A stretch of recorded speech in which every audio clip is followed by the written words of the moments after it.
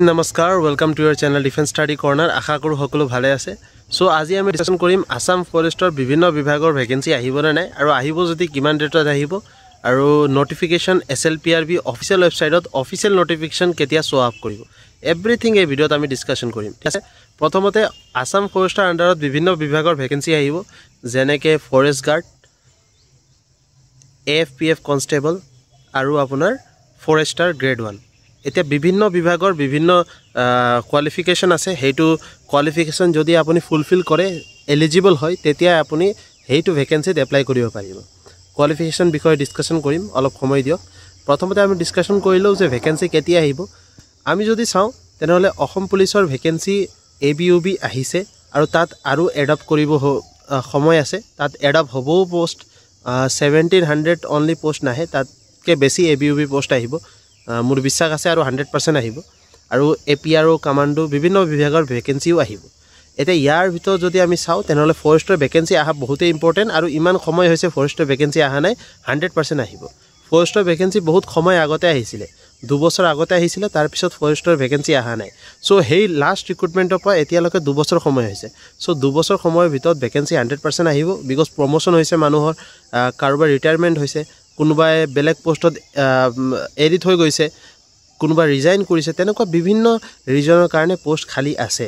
আৰু এতিয়া আপুনি বিশ্বাস ৰাখক এইটো মাহ শেষ হোৱাৰ লগে লগে যেতিয়া বৃহৎ নিযুক্তি আহিব, যেতিয়া সকলো পোষ্টৰ নোটিছ আহিব, একেলগে ফৰেষ্টৰ নোটিছো আহিব। ফৰেষ্টৰ বিভিন্ন পোষ্ট আছে, ফৰেষ্টাৰ গ্ৰেড 1, ফৰেষ্ট গাৰ্ড আৰু AFPF। সো এইবিলাক সকলো পোষ্টৰ নতুন ভ্যাকেন্সি আহিব। যদি আপুনি ফৰেষ্টাৰ এপ্লাই কৰিম বুলি ভাবি আছে, ফৰেষ্টাৰ গ্ৰেড 1, তেনেহলে আপোনাৰ কোৱালিফিকেশন গ্ৰেজুৱেচন হ'ব লাগিব, তেতিয়া আপুনি ফৰেষ্টাৰ গ্ৰেড 1ত এপ্লাই কৰিব পাৰিব। যদি আপুনি ফৰেষ্ট গাৰ্ডত এপ্লাই কৰিম বুলি ভাবি আছে তেনেহলে আপুনি হাই সেকেন্ডাৰী পাস হ'ব লাগিব, মানে ক্লাস 12 HS পাস হ'ব লাগিব। আৰু যদি আপুনি AFPF কনস্টেবলত এপ্লাই কৰিম বুলি ভাবি আছে তেনেহলে মিনিমাম কোৱালিফিকেশন 10 পাস হয়। ইয়াৰ ৰিগাৰ্ডিং কি এলিজিবিলিটি ক্ৰাইটেৰিয়া হয়, ফিজিক্যাল কেনেকৈ হয়, ৰিটেন কেনেকৈ হয়, ভাইবা কেনেকৈ, এভৰিথিং মই বুজাই পেলাই মই আপোনাক ইয়াৰ ৰিলেটেডো ভিডিও দিম। মই বিশ্বাস দি আছো আপোনাক যে 100% সিউৰিটি আছে যে এইবাৰ আসাম ফৰেষ্টৰ পোষ্ট আহিব আৰু আহিব লাগে, 100% আহিব লাগে আৰু আহিব। মোৰ বিশ্বাস আছে আৰু সবৰে বিশ্বাস আছে এই কথাত যে 100% পোষ্টটো আহিব। এতিয়া মই প্ৰথমতে আপোনাক এটা কথা কৈ দিওঁ যে মই নিজেই আসাম ফৰেষ্ট বিভিন্ন ফেজ কোৱালিফাই কৰা মানুহ হয়।